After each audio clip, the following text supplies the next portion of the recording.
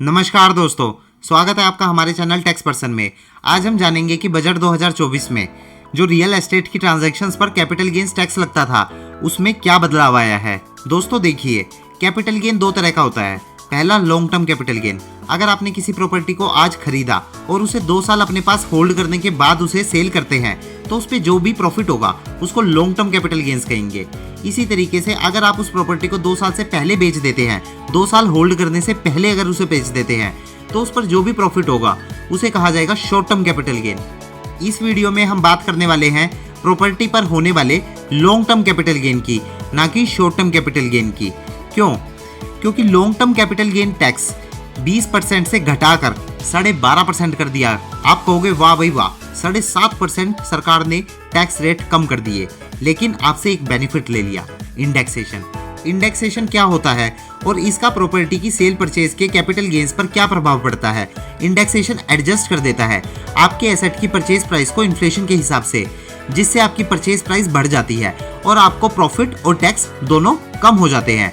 आइए इसे calculation sheet की हेल्प से भी समझते हैं। जैसा कि आप देख पा रहे हो, ये जो स्क्रीन पे शो हो रहा है ये है गवर्नमेंट के द्वारा ही इशू किया गया कॉस्ट इन्फ्लेशन इंडेक्स, जिसमें सरकार खुद मान रही है कि जो इन्फ्लेशन है उसके अकॉर्डिंग अगर 2001-2 में कोई सामान 100 रुपये की वैल्यू कॉस्ट करता था तो वहीं 2024-25 में आते आते उसकी वैल्यू 363 रुपये मान ली जाएगी।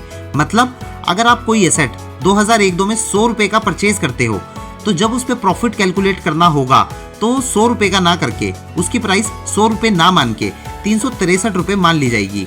और अगर आज आप उसको 400 रुपये का बेचते हैं तो आपको प्रॉफिट 400 माइनस 363 रुपये होगा, यानी 37 रुपये होगा। देखिए, इसको मैंने एक एग्जाम्पल के तौर पे भी आपको समझाने की कोशिश करी है। मान लो कोई मिस्टर ए है, उन्होंने बाय करा एक प्लॉट को 1/4/2010 को, मतलब 2010 साल में मिस्टर ए ने एक प्लॉट बाय करा 50 लाख रुपए का। आज 31 मार्च 2024 को उन्होंने वो 1 करोड़ रुपए का बेचा।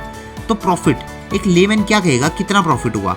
लेमैन कहेगा कि जो प्लॉट मैंने 50 लाख का खरीदा था उसको आज मैंने 1 करोड़ रुपए का बेच दिया, मुझे प्रॉफिट हुआ 50 लाख रुपए का। लेकिन टैक्स की टर्म्स में, इनकम टैक्स की टर्म्स में इस बजट 2024 के आने से पहले इस प्रॉफिट को 50 लाख नहीं माना जाता था।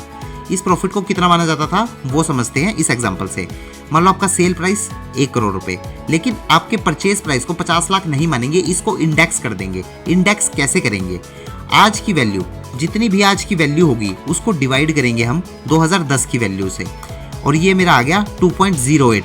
मतलब मेरी जितनी प्राइस उस दिन थी 50 लाख रुपए का, मैंने अगर 2010 में खरीदा था तो आज मैं उसको 2.08 टाइम्स उसकी वैल्यू कर दूंगा, जो कि करने के बाद मेरा 1 करोड़ 8 लाख रुपए आ रहा है। मतलब मुझे लॉन्ग टर्म कैपिटल गेन तो हुआ है, बट वो कितने का हुआ है? मुझे लॉन्ग टर्म कैपिटल गेन हुआ ही नहीं है। देखिए इस एग्जाम्पल को, जो मेरा परचेज प्राइस 50 लाख रुपए था, जब मैंने उसको पोस्ट इन्फ्लेशन इंडेक्स से एडजस्ट करा तो उसकी वैल्यू 50 लाख ना रहकर 1 करोड़ 8 लाख रुपए हो गई।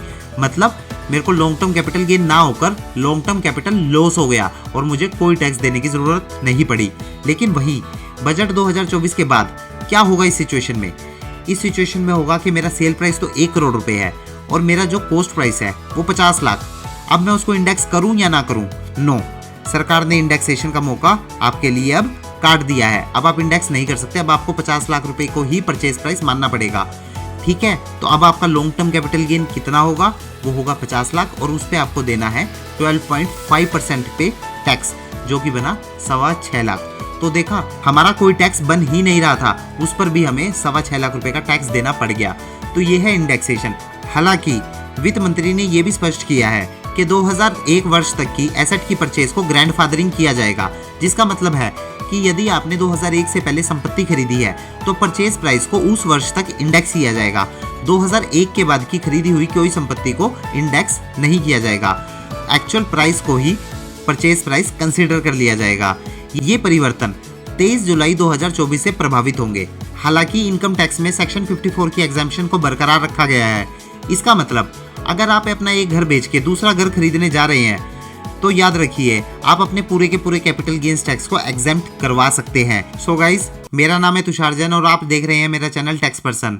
अगली वीडियो में मिलते हैं, तब तक के लिए सुरक्षित रहें, खुश रहें।